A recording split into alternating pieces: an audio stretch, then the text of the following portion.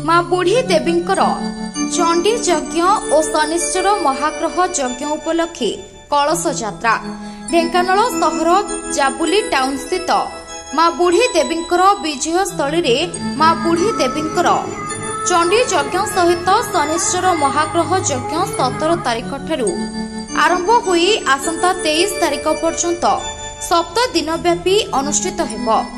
17 तारिख अपराह्न 4:32 ठारू 5:17 मध्य अंकुरारोपण कलश यात्रा और अधिवास पूजा अनुष्ठित होइतिला। एही उपलक्षे शताधिक महिला माने जाउली पोखरी पूजार्चना करी संकीर्तन और वाद्य सहित सहर परिक्रमा करी कलश यात्रा करथिले। 18 तारिख रे सूर्य पूजा, गो पूजा, चंडी पाठ, कुंड मंडलादि पूजा, अग्नि स्थापन और ग्रह यज्ञ अनुष्ठित हेबो। 19 तारिख रे गोपाल सहस्र नाम रे आहुति प्रदान, 20 तारिख रे रुद्रार्चन और देवी सहस्र नाम रे आहुति प्रदान सहित कीर्तन कराजिबो। 21 तारिख रे गीता यज्ञ भजन समारोह कराजिबो। 22 तारिख रे नृसिंहार्चन और आहुति प्रदान सहित रात्र रे दंड नृत्य परिवेषण कराजिबो।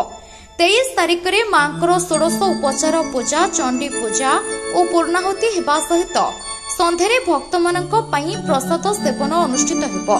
मुख्य पूजक शुभेन्दु कुमार दास, कामेश नंद, बिरंची प्रसाद नंद, मंदिरर मुख्य पूजक राजकिशोर मिश्र, परशुराम कर मुख्य देहुरी, फकीर देहुरी, कर्ता लिंगराज साहू, कर्ती रेवती साहू, कर्ता शिशिर कुमार बारिक, कर्ती सस्मिता बारिक, कर्ता सरोज कुमार महांती, पनु बराल समस्त पूजा कार्य को संपादन करुछंती।